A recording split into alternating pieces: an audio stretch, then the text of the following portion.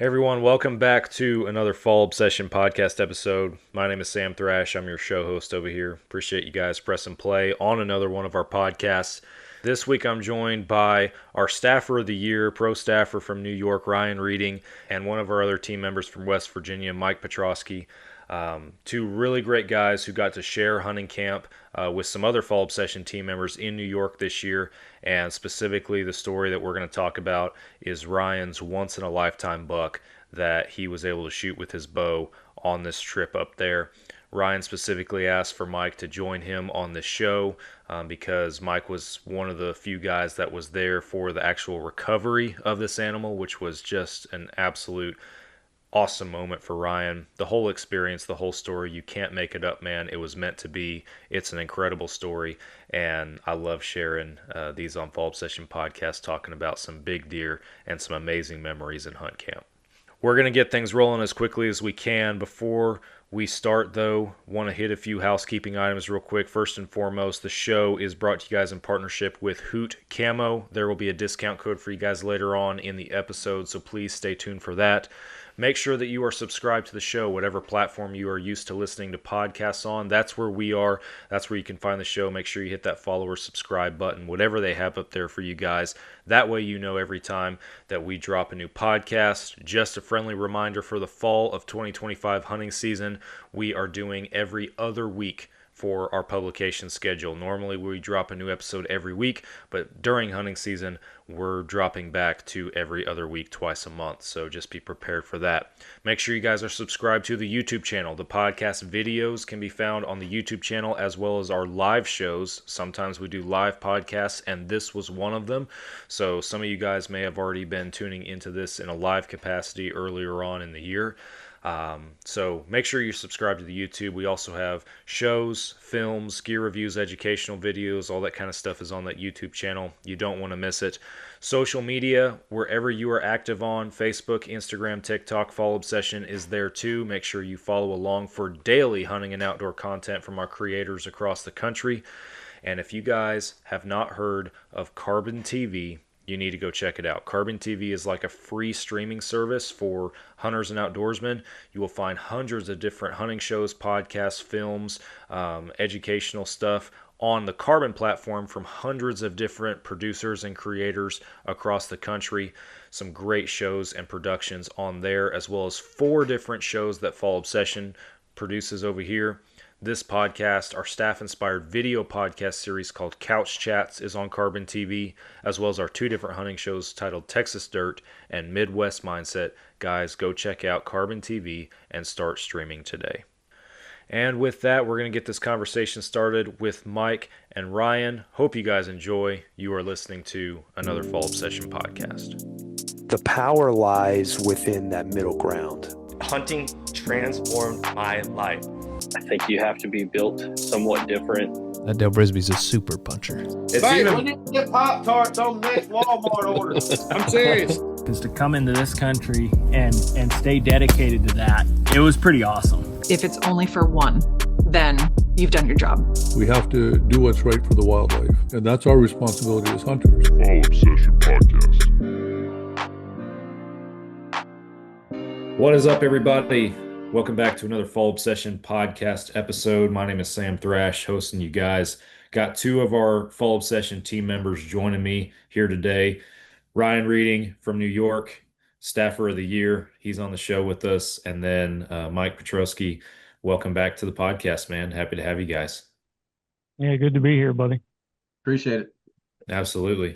Got a big hunt that we want to recap, and I always enjoy doing this with our staffers as hunting season kind of, it's not winding down yet. There's still plenty of season left, it seems. It'll be over before we know it, though. But definitely as we move through the season into the off season, definitely enjoy recapping some of these hunts and experiences. And man, I'm gonna shut up and let y'all talk about it because Ryan, it might be appropriate just kind of set the stage for our viewers as far as what you had going on up there in New York, the caliber of deer you were eyeballing this year, and hit lister number 1 and the efforts that you were putting in to try and make something happen on this deer.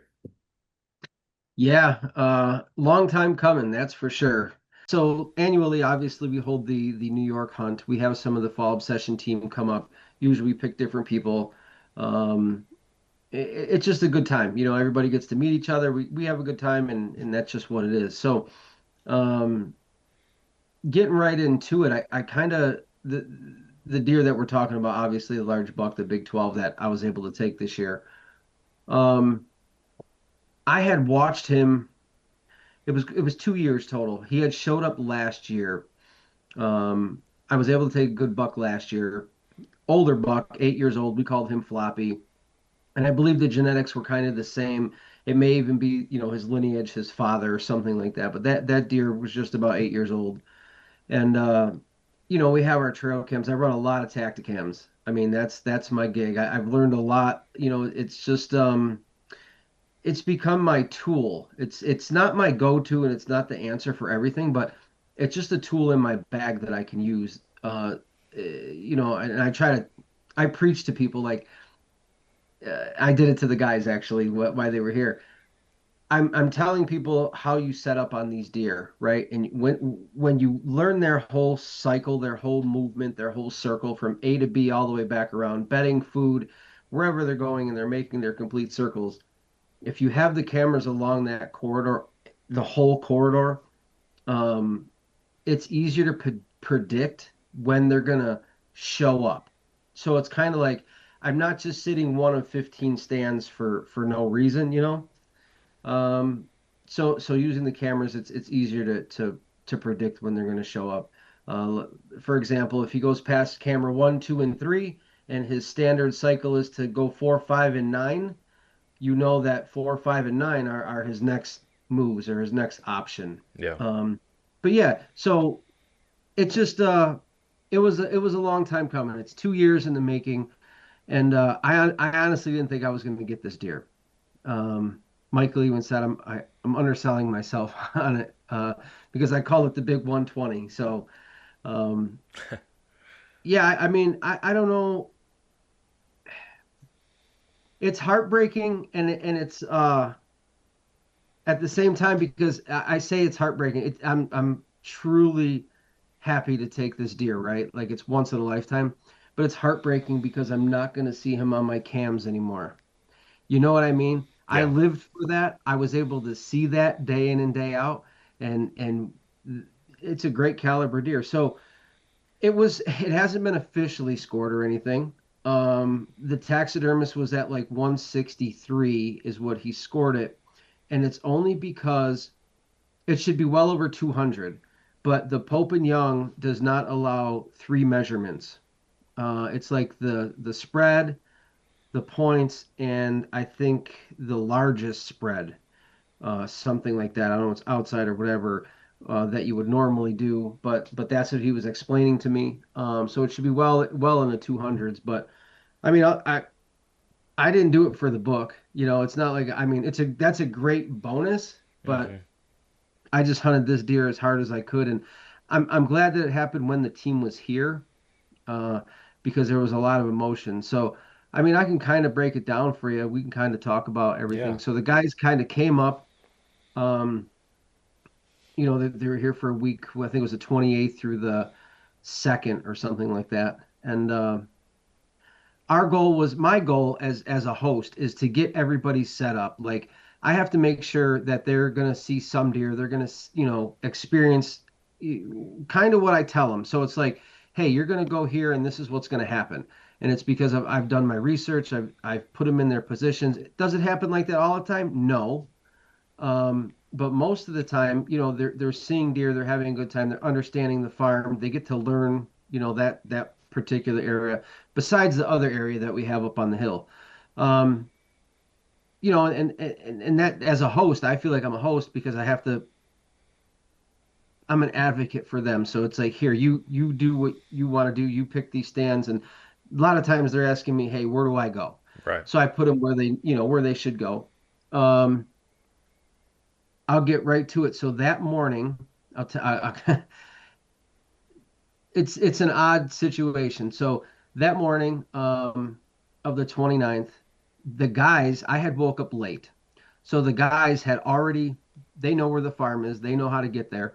and they were already there. So it was like 6 o'clock, and I think they were arriving, and I was like just leaving my house. I was like, I overslept. My alarm didn't go off. There was an issue. They're like, hey, we're already here. Like, we're not waiting on you, buddy. Like, We're gonna go deer hunting. Yeah. yeah, we didn't drive all the way up here to just wait for you. I'm like, listen, you know where the sets are. Go ahead. We talked about this the night before where everybody was gonna sit and so they're like, yeah, they're gung ho. They're like already strapping in, ready to go. And I said, I'm gonna be about like 25 minutes before I get there. Okay. So I get there. Well, before that, I'm halfway there, and a buddy of mine that hunts with me on the farm lease. His name is Steve. He actually overslept. He works like second shift, and then he tries to get some sleep and go to work, and it's hard. So he calls me and he's like frantic. He's like, dude, I overslept. My alarm didn't even go off. Like my wife woke me up, and he's like, hey, I'm just gonna go to an area we call the Five. He's like, I'm gonna just go to the Five. This is a 5 acre section that's kind of thick. It's a little thick area, but it's more like a bedding region that they cut through, and it's just on the backside of the farm that we have permission on. It's a nice little area in there. But I was like, that's where I was gonna go. That was my MO for that day. That was like, I'm gonna go sit there because there's a big eight that I was also following. I'm like, well, I mean, I would take either one of them. I don't have, any qualms. I'm just like, hey. So I was like, me being me, I said, okay, Steve, go ahead. Just, I know you're gonna be late. I don't want you to mess the rest of the guys up. Go ahead, you take that set, go over to the Five. And that's just what it was. I hung up the phone and I told these guys, I said, something weird really happened at that point right then. I don't know if people really believe in like what I would say premonitions or anything like that, but I lost my father, and he was my hunting partner forever. So as soon as I hung up that phone, I heard my father. It like in your head, or I don't know what you want to call it, but there's some divine spiritual something there. I don't know how to explain that. Okay, so I heard him tell me go there, and what he was referencing is this stand location, and I like I seen the stand in my head, like so when he said go there, I was able to see that like where he was talking about, and I like froze for a second, like I'm driving and I'm like, wait a minute, like go there? Why would I go there? Like I'm even asking myself, I'm answering my own questions at that point. Right. I'm like, why am I gonna go there? Like, what are you talking about? I was like, I haven't had that deer on camera there all year. I haven't really had any good deer there. I'm like, I don't understand this, but something at that point just said go there when that took place. So I pull up, they're they're ready to head down the trail, or some of them are already in their spots. And I said, all right, well, I'm going to go to the set, it's actually right along the I-90 expressway. I mean, the stand itself is literally 60 yards off of the expressway, off of the throughway. I was wondering because like Anthony did some live feeds from out in the field, and I could see cars like a couple times like through the trees, and I was like, man, they're pretty close to a road right there. That's crazy. So what it is, it's kind of boxed in. So I have like we have like Route 5 along the lake, and then the other side of the farm is the I-90 expressway, and it's kind of like a funnel. The whole farm is kind of like a funnel. I'll explain it real quick. So I don't want to tell you the crossroad. Okay, No, I'm not going to say you're good. that here. We don't need secrets, so Yeah, we're okay. So there's a crossroad here, and the gentleman that owns the farm on the other side of the road, his name is Patterson, and he has 180 over there acres, and he doesn't allow anybody to hunt over there because years ago somebody shot his barn or something with a gun, and he doesn't allow it. So that's become like a sanctuary. So what happens is they're kind of funneled between the two highways, and we have the whole farm. So as they move east and west, or whatever they're going to do, they kind of come through our farm, and that's just what it is. So that's a sanctuary over there. Ours is, we run it as pristine as possible, as clean as possible, except when the guys come down, they're going to get pressured and it just happens. But And then beyond us, there's another 300 acres that a gentleman from northeast Pennsylvania owns. But he's just one guy for 300 acres. So it doesn't really affect or put a dent on anything. So the whole area gives the deer a chance to be high caliber. You know, you'll get 2, 3, 4, 5 different deer showing up that are really good. You know what I mean? So anyway, enough about that. So that morning, like I said, I'm going to the stand. I actually ride an e-bike, so like it's easier for me to get in, get out. I get to the far sections. It makes it easier to hunt, to carry all your gear and everything. Some of the other stand locations are closer and you don't have to, but so I ride the e-bike. I get up around the corn section, and that particular stand, like I said, is about 60 yards right off of the expressway. So, you know, I park the e-bike by the corn. I walk probably the 180 yards, maybe 200 yards down to that stand, whatever it is. Hey guys, sorry to cut y'all off from the conversation. We'll get back to it in just a second, but first I want to tell you guys about Hoot Camo. Hoot Camo is one of the best camouflage brands out there for the blue-collar hunter. The prices, you can't beat them. The patterns are extremely versatile. They work in so many different environments. I have worn Hoot Camo hunting whitetails, hogs, and turkeys down here in the hardwoods, the mesquites, the scrub brush of Texas. I've worn it in the flatland plains of eastern Colorado hunting mule deer. I've even worn it in the mountains of central Idaho hunting elk. It works in so many different places. It is extremely high quality gear, extremely warm, holds up well against the elements. You cannot beat it. Go to hootcamo.com, use the code FallObsession15 on your next order, no matter how big or small it is, and check out everything that Hoot Camo has on there for you guys. I get up in the stand, not really expecting much, right? So daylight is starting to approach. So I'm sitting there, and I actually get a text. I get the text, and I pull my phone out, and it's my buddy Steve, and he's like, "Hey, I can't find the stand." So like 2 weeks prior, I had to move the tree stand that was there like 30 yards to the right from where it was. And he ultimately wasn't able to find it in the dark. So he got like clustered. He was like, "Oh my God, forget it, whatever." And he's like, "I'm out of here.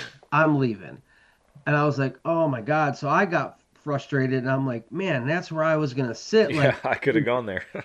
I could have gone there. Like you're there, you didn't even go. Now you're not hunting today. He's like, "I'm just gonna go into work early. I need the overtime anyway." I was like, all right, but like I was distraught because I really wanted to sit there. So that's what I mean by these interventions, by things happening that don't make sense. Like he went there, couldn't find it, then he didn't hunt, but I was already in the stand, so I couldn't go there. It was like these things, and then my dad telling me in this whole 9 yards. So then a couple of the guys are texting, I think it's like around 8 o'clock, and I had a few deer that moved into the area, just a couple small ones, a couple small does, a spike, and I know there was like a 4-point. And I was at the time I'm like texting them, like I think somebody said they seen a small buck, or maybe Anthony seen a 4-point or something. I don't know.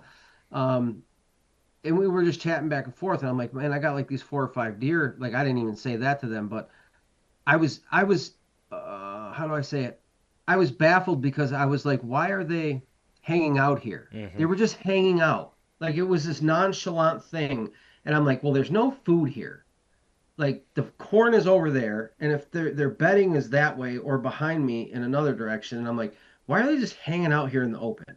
Something didn't make sense. So I think they knew that the other deer were behind them, and it was like this whole conglomerate, right? So it's around 8:30, and I actually just put the phone like back in my pocket kind of, and I looked ahead of me, and I looked down the trail, and I was like, whoa, that's a doe coming, but she's coming at me with like a little bit of vigor. You know what I mean? Yeah. That vinegar, she was just trotting.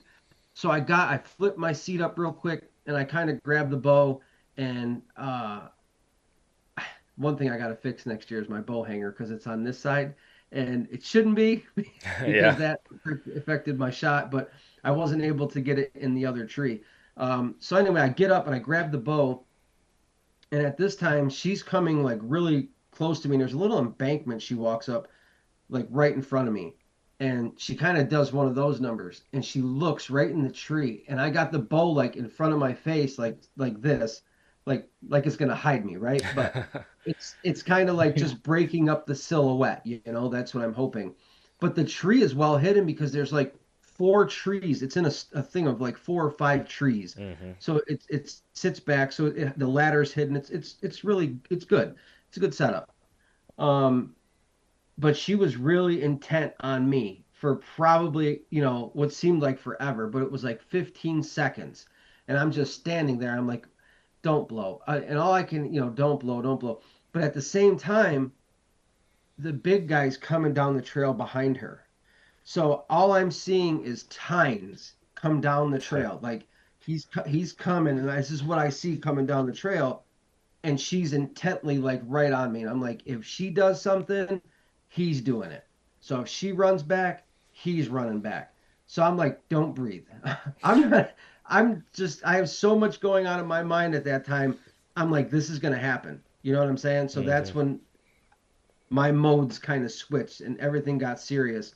And the one thing that saved me is right about then, he's probably 10 yards from her, 30 yards from me, straight on. All these deer like kind of bust out of everywhere. Like there was like 4 that came from this side and like another 4 that came out of the woods from my left side. There was like 2 bucks over here with another doe, and they were running around chasing, and they're steaming from the mouths because it's cold that morning, and you could see all this craziness happen. And then as one of the 8 points, he was a decent 8 point too. He would be a shooter. I would probably shoot him if this buck wasn't there. He comes in and he must have there was like a branch or something, and he must have busted right through it because all I heard was snap. It was really, really loud. And as that happened, the doe, actually the buck kind of veered that way, like was going to stop the 8 point from coming toward her. Like I thought they were going to fight, but no, not with him, you know. So she took her view off of me and looked at that 8 point. Well, when she did that, it like took the pressure off of me. I was like, oh my God, thank you. Like she looked away. And when she did that, she noticed it was that buck. And then ultimately she turned back and went to her left. And when she goes to the left, she's going to head into like a thicket, which is right along the thruway. Literally, there's a thruway fence, the I-90 fence. And she's going to head that way into that. It's like a viney thicket. It's not like sagebrush or anything like that. It's just this viney thicket. Well, as she goes to the left and heads in, he's coming right behind her. So as he's coming at about 20 yards, I pull back behind one of the trees and I swing out to go and make the shot between these 2 trees, right? Well, the bow hanger's here. So it was a cluster, man. It was, I tell you, it's one of those things that it was meant to be, because I pulled back and then I kind of had to do one of those numbers where you're like squatting down and stretching out over the stand between the trees to be able to shoot. So that's what I did. But in my mind, I had so much going on. It looked like the deer was running, not just like trotting. It looked, because I think my mind was like overloaded because there were so many deer, and I was like, how am I going to beat all these eyes? I had no idea like what I was going to do. Like I never really had a situation like that ever before, ever. So I lean out, I shoot, I make the shot, whack, hits the deer, and I see him take off, but I'm like, ooh, man, that's like a liver shot. I was like, man, I got him back a little bit. Like that's all I could think in my head. So he goes running to the right off into the thicket, and I don't hear a crash or anything, you know? And then I see all the other deer kind of go. They're all moving. So as I turn around in the stand, I'm watching all the deer go into that thicket, and then they like turn around and they come out of it. And so now they're behind me in the stand, and they're like, they come out. And I'm like, okay, all these 12 other deer are like behind me, right? Like chasing, running around, but he doesn't come out. So I'm thinking to myself, the only thing I thought is I got his liver, I heard him, and he went and laid down. like Right. immediately, maybe 100 yards in there. That's what I was thinking. So I'm like, okay, what do I do now? So I just waited. I don't know, it must have been about 30 minutes. In the meantime, them guys are still texting in the group chat. They're all blah, blah, blah, this and that. And I'm like, I just shot him. And then they're like, wait, what? Who? What are you talking about? And it just, all the threads start coming in. And Anthony's like, I'm on my way. I'm like, no, no, wait, just wait. Just let's back up. Let's hang on a second. So I was like, I got to give him time. I want to back out. I think it was a liver shot. So normally I would get down and I'd probably check my arrow, right? I'd go over and say, what that tells your story, right? So Right. in this situation, I didn't even want to do that. And it's probably a good thing that I didn't. So I was like, I'm just getting out of here. When in doubt, back out. So I backed out and I went back to the truck. And some of the guys are like, we're coming. We're going to meet you right now. So I kind of get into it and I'm telling them the whole situation, and Mike's there and everybody. And I'm like, this is what happened. So I just replayed that like whole story scenario for them. And then out of the blue, I'm like, you know what? Because they kept asking me where my shot was. And it was like, I'm kind of guessing. And I was like, liver, kind of back, because he was moving. And I just then I realized, I said, I got it on Tacticam. I was like, my reveal was running. I said, maybe I got it on camera. Like maybe, just maybe. So I pull up my phone and all of a sudden I'm looking and there's the clip. I'm like, look, here it is. So that's when we really started analyzing, like Mike's like really looking at it. And then Isaac I think he did some slow motion with it and stuff. And that's when, I was like, look, I want to give the deer some time. I was like, a few hours. They're like, no, let's go now. Like they're all trying to talk me into go after this big deer, like within 30 minutes. And I'm just like, no, I just didn't have it in me to be like, yeah, let's go. Right. Right. I mean, this is a huge 12 point. This is a big deer. I mean, it's like a 23-inch spread. It's not a slouch of an animal. I mean, the bases were like almost 6 inches, like 5 3/4. It was a good buck. Probably one of my biggest. Yeah. Yep. Right. Right. It was hard to see on the video.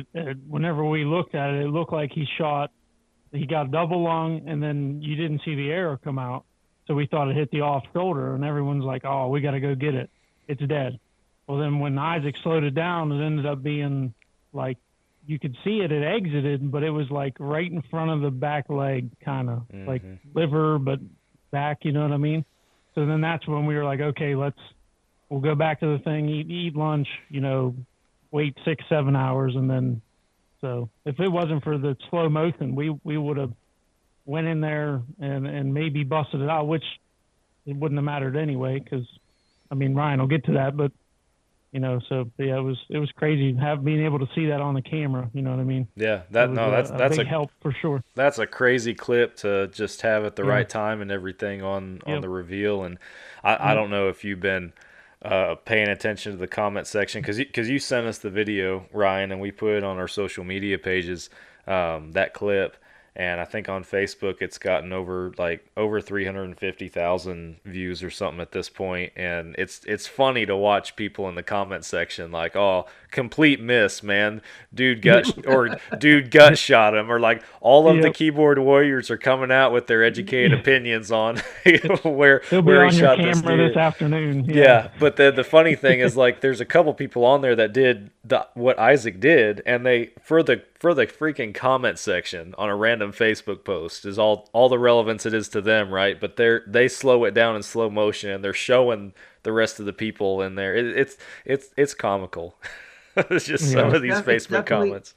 It's definitely entertaining, and so when we shared it, ours ended up getting over like 1.3 million. Yeah, I remember you saying that. That's crazy. Through New York Antler Outdoors. Yeah, so that was crazy. Just to have that clip, and we did analyze it, and what got me is it was weird. I was at an 18-foot angle, and somehow the arrow. Another divine intervention. There's all these things, is what I'm saying. Yeah. It comes down, but like it's like you shot from a ground blind. Like it petered out and went straight through. it didn't go down like it should have just, it just went in, it caught and went straight through. I was like, whatever. But then you're able to see where it comes out. There was a lot of blood. Like I had never seen that really before on an exit. So I was kind of baffled. I'm like, man, what do I do? Is that just liver? And we, like he said, we went back, had lunch. We discussed it with probably 50 people. Everybody's calling everybody, trying to get everybody's opinion on what to do, where to go, how to do it. Yeah. So when we're ready, I'm like, all right, let's go back. And I think it was around 2:00 or something, 2:30 that afternoon, maybe 2:00.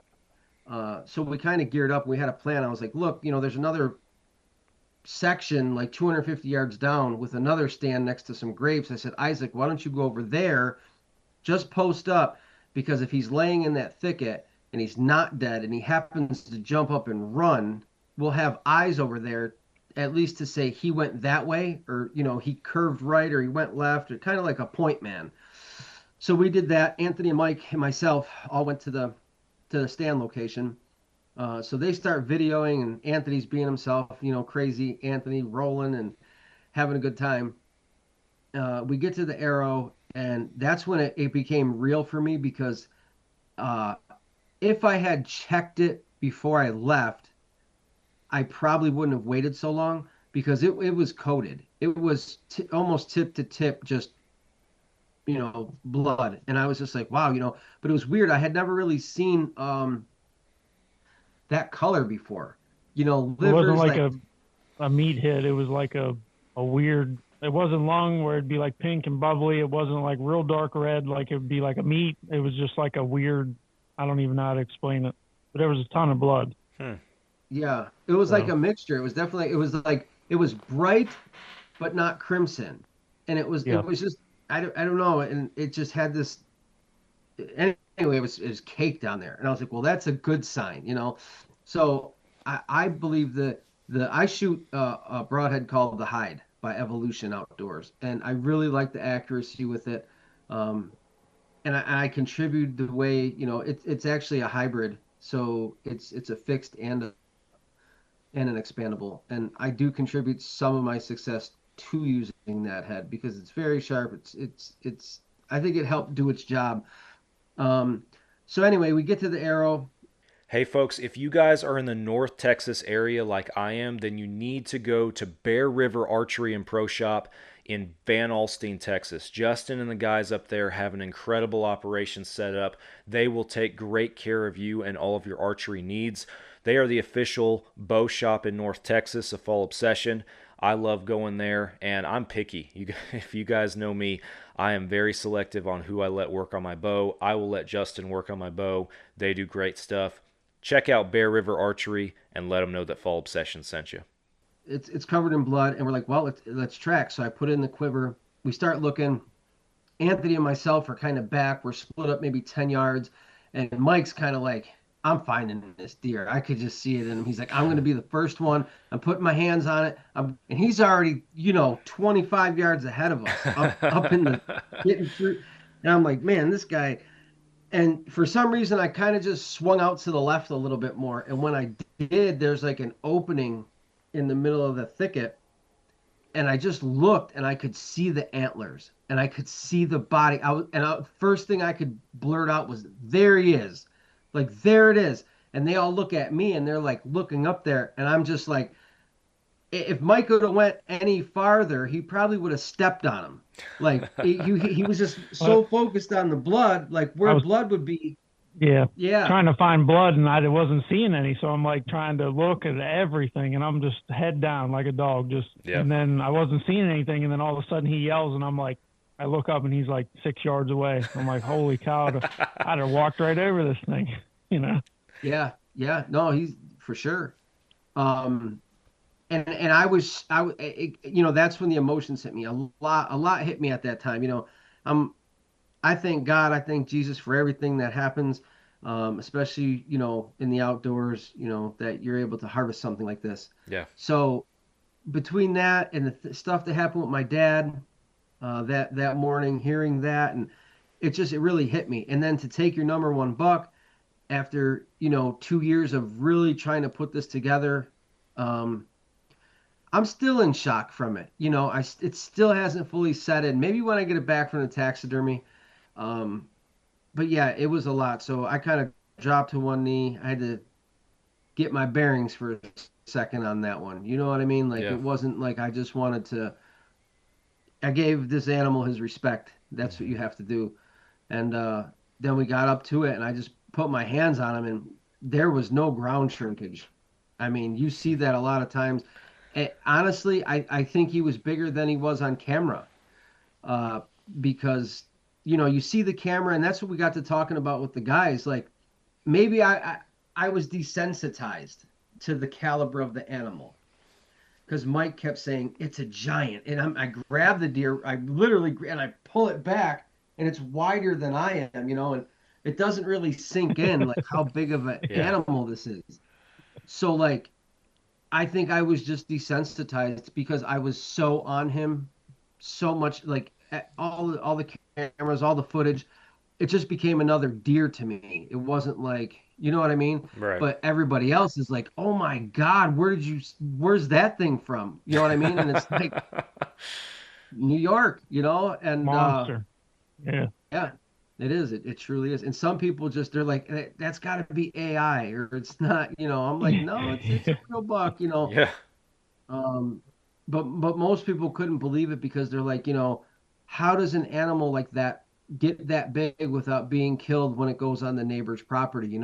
Because that's what everybody talks about. Like the minute their deer leave, the neighbor gets them. Right. But in my area, it's kind of like a little sanctuary. Like our 150, the 300, and the 180 across the road, you're over 500 acres plus cornfields and a ton of acorns that these deer have the ability to grow and to get big. I mean, you really have two guys on our 150, one guy on the 300, and none on the 180. So over 500 acres for these deer to grow, and that's really, I think, how they can become that caliber, that 5-year-old, that 6-year-old, that 8-year-old animal.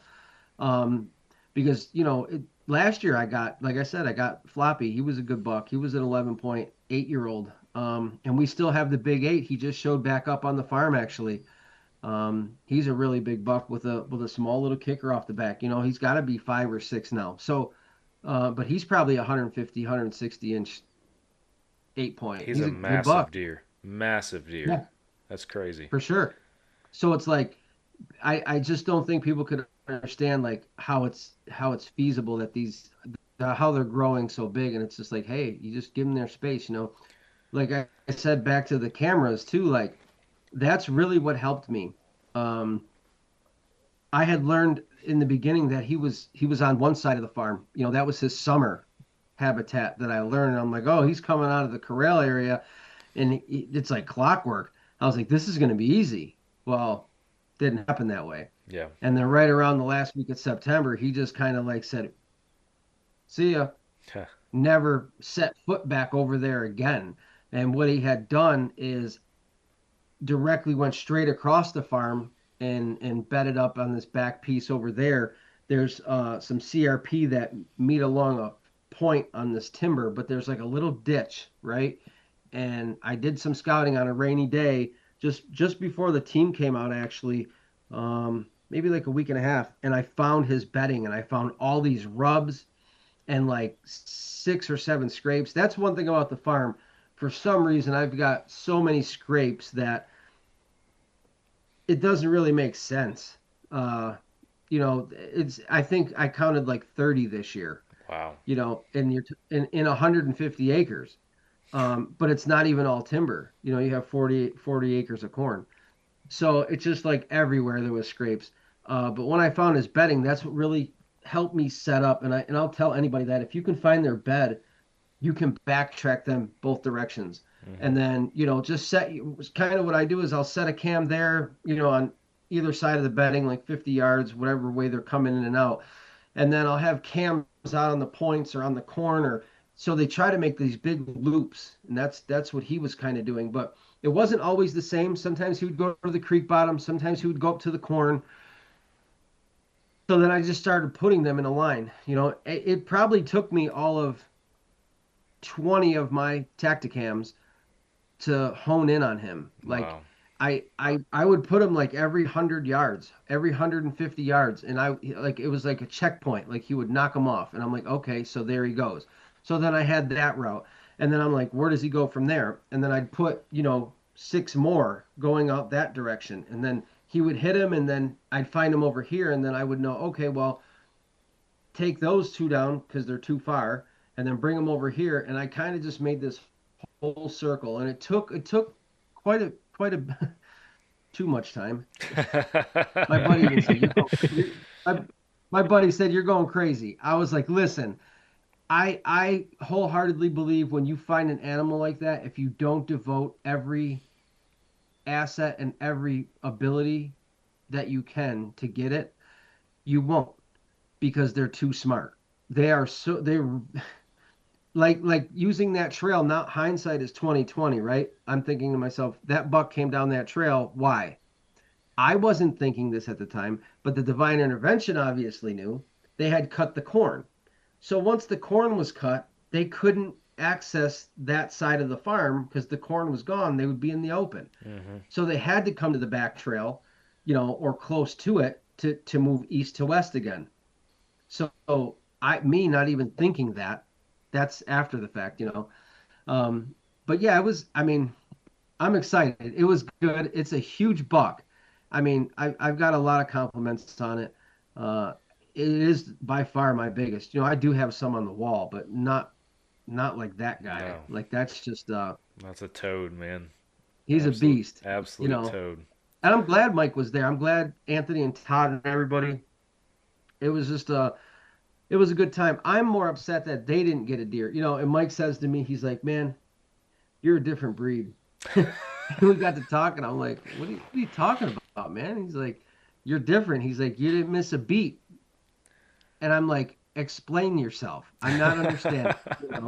Well, he just shot his deer, and then as we're loading it up, he's on his phone and he's on the Tacticam, like you can do statistics and tag deer and stuff. He's like, oh, there's a buck tag. Oh, there's another buck on the other side tag. I'm like, dude, what are you doing? He's like, I can't. He's like, I got to keep going because if I stop now, I got to have something for gun season. I got to have something for next year. I got to get my fix, man. I'm like, and I'm just looking at him like cross-eyed. I'm like, you're nuts. I said, this is why you got this deer, because you put the time in and you're doing all this above and beyond more than anybody else. And then your hard work is paid off. So, oh, absolutely. Absolutely. That's 100% what it is. So I do want to get your perspective, Mike, not to backtrack or, be repetitive with the going through the story and everything, but I know a big part of Ryan wanting you on this show also was the fact that you were there for the recovery. So talk about your perspective from that a little bit. Well, when we first got there and I met Ryan in person, because we've talked on texting and through Zoom and everything, I said, because I just came off the high of shooting my deer in West Virginia. I tagged out. You remember that? Yeah. And I told him, I said, I'm here to put my hands on your buck. And he's just kind of looking at me. He's like, I don't even know you. Like, weirdo. I'm like, I'm here to hold your deer. That's why I'm here. He's like, well, what about shooting your own deer? And I'm like, I don't care. I'm here for you. So then I'm glad it worked out that way. But just the whole leading up to that moment of him shooting it, and then later after he has killed it and taken it to the processor, I actually sat in that stand, and it is the loudest, noisiest. I don't even know how he could even hear the deer, you know what I mean, even sit there and hunt. Like there's no silence. You're hearing semi trucks whiz by and deer are fighting so bad they're throwing each other into the fence between the throughway and the. Well, and I'm just like. To interrupt that, when I get back to the truck, I tell these guys, hey, I just shot this big buck, and there was like 12 or 15 deer with him. And they're all looking at me sideways like, yeah, okay, buddy, you just shot a 190 or 200-inch deer and there was 15 deer with him. Okay, okay, like you're nuts, buddy. Like something's wrong with you. So he actually goes, I think the next day and hunts, and then you can tell him kind of what happened, Yeah, well, I'm sitting there, and then like how he was saying, as you're facing that trail that comes down, his camera's to the right. two does bust out and a couple bucks behind it to my left. I'm trying to grunt and whatever. They don't want nothing to do with it. Then about 5 minutes later, 3 or 4 more come, and then there's 6 or 8 bucks in behind those two does. And like I said, they're over there just going nuts. I mean, weaving between trees, throwing each other into the fence. I mean, it was, and I was trying to video it, and I showed Ryan the video. He's like, this is hard to see what's going on. I said, I know, because there were so many deer. I'm just like this, like over here, over here, over here, over here. I was like, dude, I've never seen anything like that in my life. Like, right, like you'll see a buck and maybe 2 bucks and a doe, 2 of them chasing the same doe, whatever, but not 15 deer. I mean, it was crazy. just absurd, and I couldn't believe it. And he's texting me. I told him about it, and he's like, I told you. And I'm like, I'm shaking more now than I have any deer I've ever shot. I'm standing in that ladder stand, just the whole tree's shimmying. I'm like, it was crazy. It was an awesome experience. But to get back onto his deer, it was just, I mean, I don't know. We kept telling him to go get it and go get it.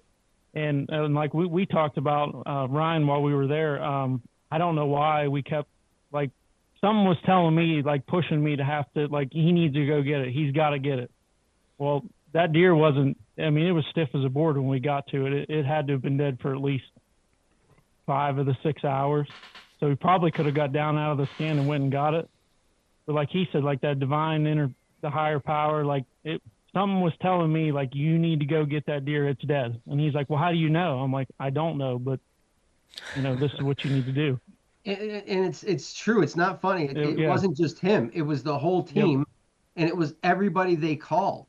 Like, Yep. I'm showing these people this shot on the deer, which is like liver back, and what we end up thinking is that it caught the artery in the back. Yeah. And that's what ultimately put it down so fast. That's the only conclusion I can come to. But, on a buck like that, you're always told to wait, pump the brakes, hold on, But everybody, like Lawson, this one, that one, everybody talked to, like, oh, it's a dead deer, go get it. I'm like, what are you guys saying to me? Yeah, Lawson sent him the chart, the grid. It's the deer with, like, it has like A through G on top, and then 1 through 10 on the bottom, and it has the squares, and it's like, well, Ryan's like, I don't forget what it was. It's like 9, like 10 B or something, and Lawson's like, go get it. He's like, he's talking to him. What do you mean? Oh, it's dead. Go get it. And Ryan's like, no, I'm not going. Well, that was already 3 hours in. That deer was done, expired by then. I mean, it was one of the most ethical, non-ethical shots. I don't know how to word it. You know what I mean? It's like you see, double lung deer or heart shot deer run further. I mean, I'm telling you, when we got to the arrow and to where we found the deer, it couldn't have been 40 yards from where he shot it. Wow. Yeah, and it never got up. Where it laid is where it expired. Yep. That's crazy. There was no blood trail. There was nothing. There was a little bit of blood where he laid, but that was it. There was no. It was baffling. And I started asking him, like, look at the shot. Like, look what like. There was just so many interventional things that, like, I don't know. It takes you back. It makes you wonder, like, what, and to take that even further back, it's almost like I knew I was going to get the deer during the year, right? Like, my buddy had been hunting him too. Like, it was fair game. He's there. He could get him. I could get him. It is what it is. Hey guys, thanks for listening to the show. Hope you guys are enjoying it. There's so many different places that you guys can tune in to Fall Obsession Podcast, and one of them is the Outdoor Call radio app. Outdoors Dan from Respect the Game TV, he created an app that you can download on any device where you can stream hunting shows and podcasts on a loop every single day. Our show, Fall Obsession Podcast, plays on that loop on Mondays. That's the same day as our new publications on the other apps. And there's also tons of other hunting shows and podcasts on there that you guys can listen to. Go download the Outdoor Call radio app today. It is free. You can start streaming immediately. And be sure that you follow their Facebook page, because Outdoors Dan does some live radio shows throughout the week. And even if you are not local to those radio stations, his broadcasts are shared on his Facebook Live. It's Outdoors Dan and the Outdoor Call radio app. Go download it today. And every time, there was three times that he should have been able to harvest that animal. One, he like changed his setup and the deer walked by where he was at. The second one, he got in there like late and the deer had gone by 10 minutes before. And then something with the third time, I couldn't remember what it was. And he had him on camera at the scrape and something, and I don't know, but 3 times. And then after that third time, I said, you know what? He's not supposed to get that deer. And I said it to myself in the stand. I was like, man, because I was like, after the first time, I was like, man, maybe he's going to get this deer. He's kind of on him too, you know? And after it didn't happen the first time, the second time, the third time, I said to myself, this was, and you're talking before the team even came, like 2 weeks before, I was like, he's not going to get that deer. Like, I'm supposed to get that deer. Like, I'm just supposed to, not supposed to, but something was aligning, like that he didn't get it. I was able to. And then just all these things that led up to it. Like, it's really weird. Like, it's one of really the craziest better, I guess. experiences I've ever been a part of. It's, I mean, if you weren't there, you can say, oh, it was staged or he's just trying to get views or whatever. I mean, all the things that you're saying are 100% true. There's no BS. There's no fudging. There's you can't make it up. I mean, it's so crazy of a story that who would sit there and you'd have to think all year how can I explain this and lie to somebody? And it's crazy. But it was a great time. And if he called and asked to go again, I'd be up there in a heartbeat. It was an amazing experience. So that's the most important thing, man. Obviously everybody wants to punch their tag, everybody wants to kill a deer, but at the same time, the people you're with and the experience that you have, that's what makes a trip right there. That's what makes a hunt in my book. So yeah, we had fun. We really did. We had fun, and there was some issues too, because I wasn't used to them cutting the corn so early. So that threw a monkey wrench in it. Usually when the corn in the 40 acres is up, the deer pop out even more all over the place, and they probably would have had better chances at buck and certain things. And with that, and then maybe killing this matriarch off the farm, it kind of threw everything in a tizzy. Plus the pressure. So like after like the third day, it got really difficult on deer. You were just, if you saw anything, it was a straggler. So. But, it is what it is. And then we moved the guys to the other farm, and they got to see some of that up in the country. That's where Mike likes to hunt, because it's in the middle of nowhere and it's pristine and quiet. Except today there was about 250,000 gunshots. Yeah, we're sandwiched in between state land there. But, yeah, it's different. It's a different – and people don't understand, like, they don't think these big deer can be – by the highways like that, and that's why they live there, because guys don't hunt there. There's no pressure. Yeah.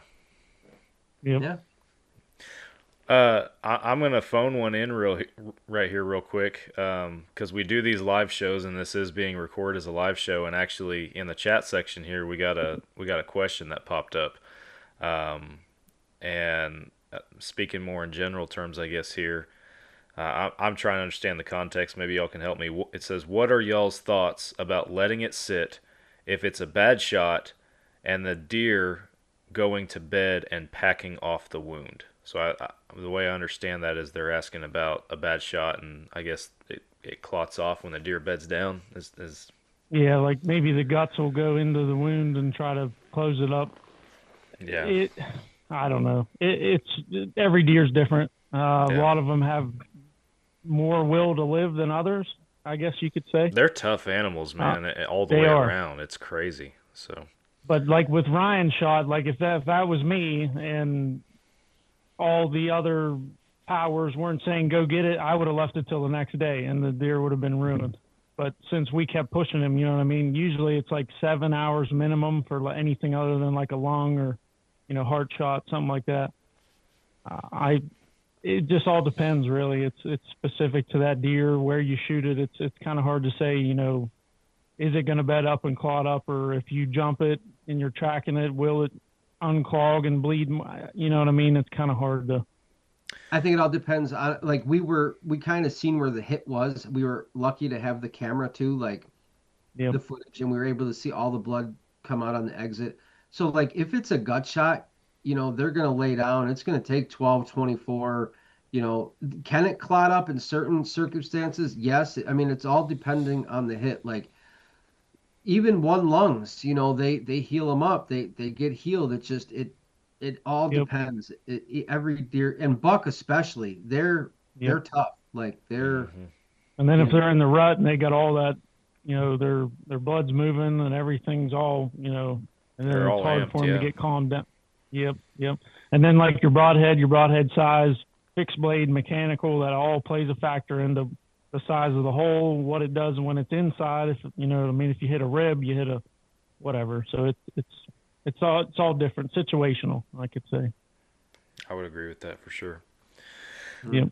Well, man, an awesome deer for sure, and one I know you say it's not about the record books, but one for the record books. So that's pretty cool as well. But congrats, man. I'm happy for you, and that's as this whole episode so far has led into it. That's a lot of hard work that paid off right there. So you were talking, I don't remember if it was at the beginning or if it was before we started recording, but you were talking about how I was like, man, it's almost bittersweet because now he's not on my cameras anymore, and now I don't get to watch him or plan for it anymore, and it's like, man, that feeling will pass pretty soon because eventually you'll have another big one show up, and all it's starting over from square one again then, man. Another one. I really hope so, but it is bittersweet. It really is. Like he's not on the cams, it's not that addictive thing, not that outsmarting thing, Yeah, I mean, they'll show up, but I don't know a caliber like that. That's hard to beat, man. Oh yeah. When you're breaking 200, that's hard in New York. That's a big deer. That's hard anywhere. Yeah. Yeah. That's a big deer. Well, before we run out of time for the podcast, I wanted to give you, switching gears just a little bit, I wanted to give you a chance to talk about some of your other endeavors and everything, because you had mentioned wanting to share that with some folks. Because you've also, while you've been hunting big deer up there in New York and spending all your time on your Reveal Cellcam app, you've been working on developing a product for bow hunters as well. So you want to talk a little bit about what you got going on? Oh yeah. So the company's Rytac. That's our company. Rytac Hunt Systems. RytacHunt.com is the website. And it was for situations just like that. Yeah. A bad hit. You didn't know where it went, maybe a lost blood trail, something along those lines. And, it happened to me before. I lost a really big buck years back. My old man lost one. And it got to the point where, like, no matter what we do, you could spend all the money on plots and arrows and blinds and clothing and cameras. And even if you get that shot, you're not guaranteed the animal. You're on your hands and knees. You're going through the brush. You're trying to find it. And then it just, you lose blood. It's just, you can't find it. And that's what happens. So I said, no more. Like the last 2 years I've tossed it around. We've been fighting on the best way to do this. And we ended up coming out with a collar system. So what's going to happen is the collar will screw into your arrow and then your broadhead will screw into our collar. That collar will ultimately have a GPS in it. And upon impact, when you shoot the animal, it'll eject into the animal and start transmitting to our app. And then you're able to go on the app, follow the animal. It's going to have a temperature sensor in there. You're going to be able to see the situation, where it went. You have a compass, or you'll have a direct line to be able to get to the animal. Or if it's still living and moving, you'll know. There'll be like a green or a red that it'll turn, and it'll tell you, hey, the animal's still moving. Or it kind of just, it settles your mind. Not only for, it's for recovery. That's the whole goal. Like, everybody says recover your animal. You owe it to that animal to recover it. You know what I mean? Like, you can't just willy-nilly it. So that's why Rytec decided to come out with the Hide Finder. It's at pre-sales actually on now through Black Friday and through December. RytacHunt.com. You can purchase that now. First deliveries, we're shooting for like the springtime, as long as everything flows properly. But yeah, it's been a long road to get to where we're at. But it's going to be great. Like, once you're able to go on the app and follow the animal, and we've had conversations with DC and other people, and they're like, man, that's a good thing. They're like, in New York, our laws are antiquated, so we're still catching up. So as things change and other states adopt, we're going to do the same thing, because who doesn't want to recover their animal, you know? I mean, that's just Yeah. right. Or at least if like if I knew when I shot that buck, he went and laid down, I would say okay, or he didn't move for I would know he was dead, or the body temperature dropped. I would see it on the app. Like it would give me some peace of mind because these guys says Michael's like, you're frantic. You're gonna go nuts. You're gonna go nuts. Like them 6 hours. Do you know what that 6 hours did to me? Yeah, Like, that's a long. That he takes a didn't. couple. He didn't eat. He didn't sit down. He didn't blink. He didn't breathe. That'll he take a just, couple he was years like, off your life. yeah. exactly. And a lot of guys leave them overnight, and it's the same thing. So it's our goal was to provide. It's just another tool in the archer's toolkit. You know what I mean? Like to make it better. Like it gave us a chance. It's going to give us a chance. And I think it just alleviates a lot off your mind. Like, I every year I see it in the forums, hey, does anybody have a dog? Hey, can you come find my deer? I can't find it. And it's repetitive. There's no answer. So we wanted to be the solution to that problem. So hopefully 2026 is a good year and things start rolling, but it'll be launched 2026, but they can purchase it now. Like I said, ritaghunt.com. That's a lot of technology packed into a tiny little thing. That's pretty impressive. How It is. I can't really talk about it. Okay. It's patent pending and stuff, but the PCB, which is it's like the control board that was specifically made for our GPS unit. It's in an epoxy coating. There's certain ways that it's going to be released into the animal from our collar, and then the collars are reloadable. So your collar is going to stay on your arrow. That'll be good. You have two of them or whatever. And then obviously, let's say you shoot the animal and you can't find the little GPS, capsule. Well, you just buy a 5-pack. And then all you do is you'll take your phone and they'll link via QR code. You'll take that capsule, link it. It'll be ready again. You can load it into your collar. Good to go. They last for 72 hours battery time frame. We're shooting for 1.5 mile to 1.5 mile recovery distance, but of course that depends. We did implement one feature. This is all being made as over time as it's been a while.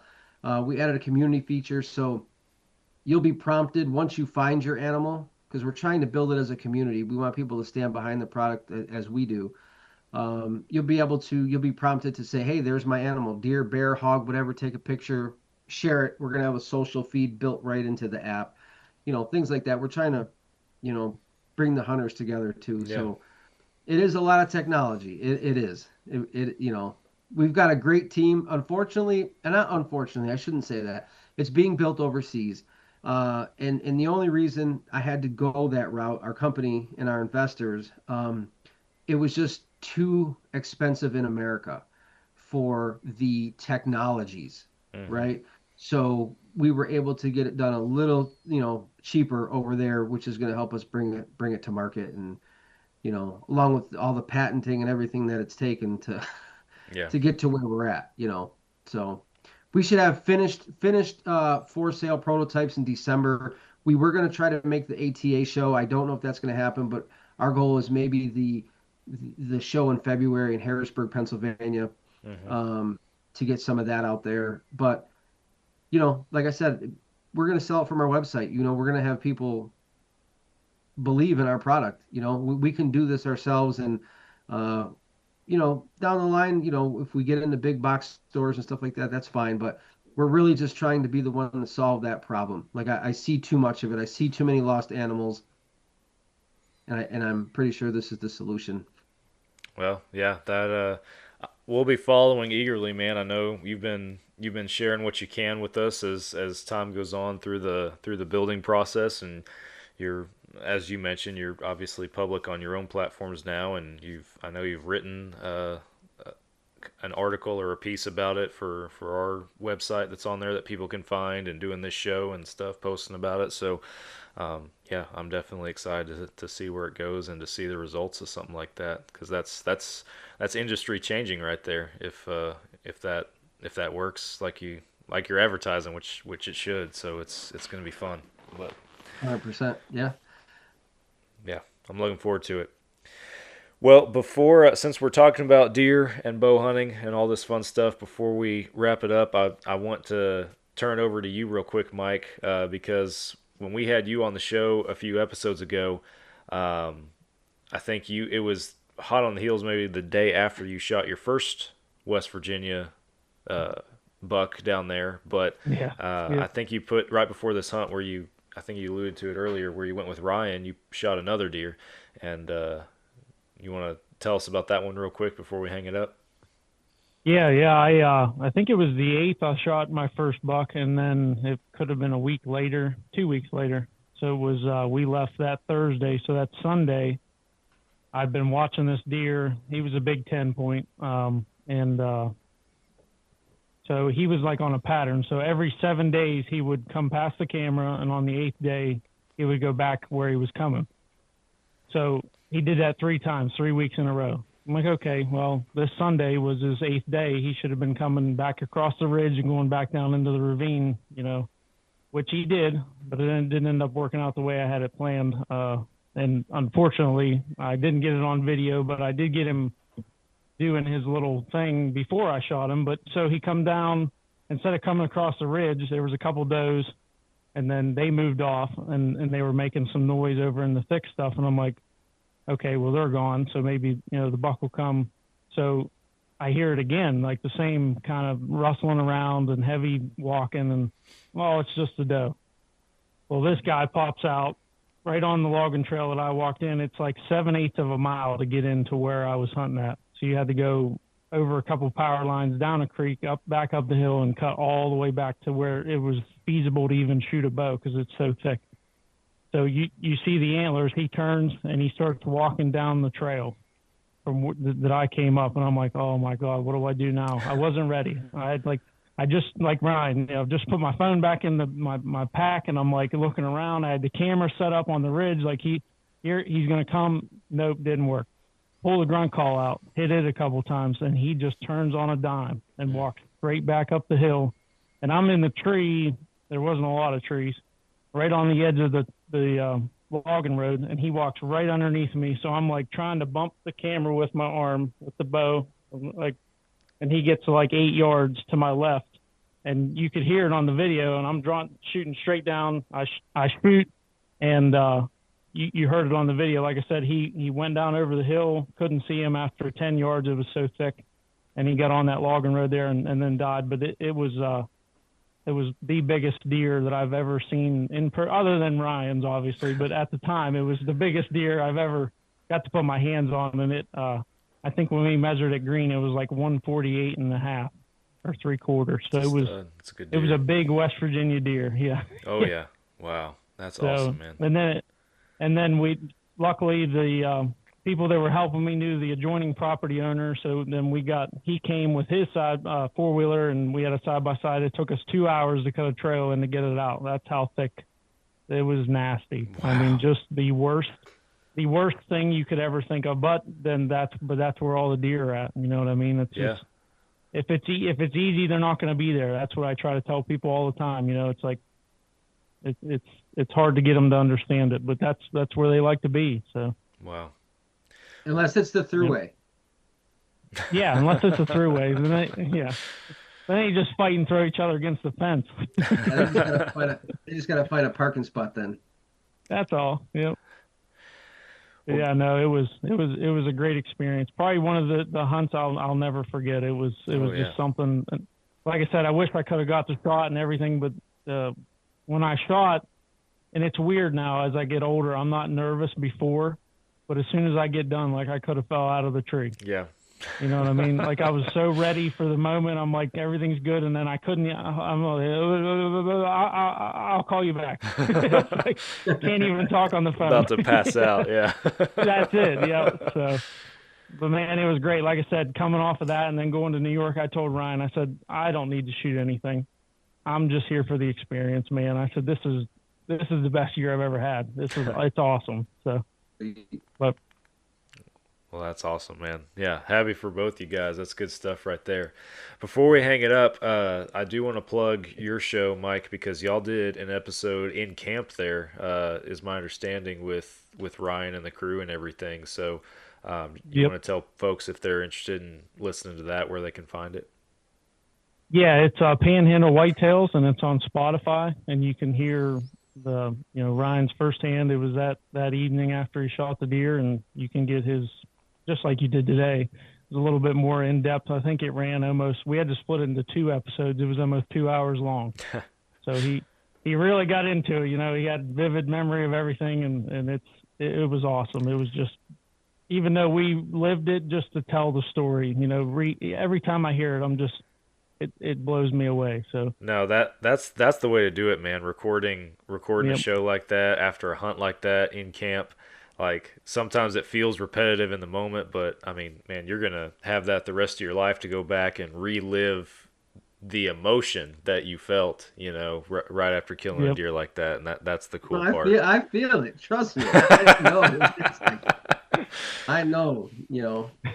But yeah, it is what it is. Yeah. Hey, I was gonna actually congratulate 2 of our people too, Kessler and Isaac. I think they put good deer down today. Also, I seen. Yes, I did see something about that. I think I know I commented on Kess. I think I saw Isaac's very briefly before I got pulled away to something else. But yeah, it's that time, man. Deer hitting the ground, and it's been a good year so far for our Fall Obsession team. Proud of it. It's good stuff for sure. Absolutely. 100%. Well, gentlemen, thank y'all. We'll wrap up the show. Appreciate y'all coming on the podcast and taking some time out of your Saturday evening to recap an awesome experience. Appreciate it. Absolutely. Thanks. I know it won't be long before we do the next one, but thank you guys for listening to another Fall Obsession podcast. Subscribe if you hadn't already, and I'll be back with you guys again next time for another episode. Catch you then.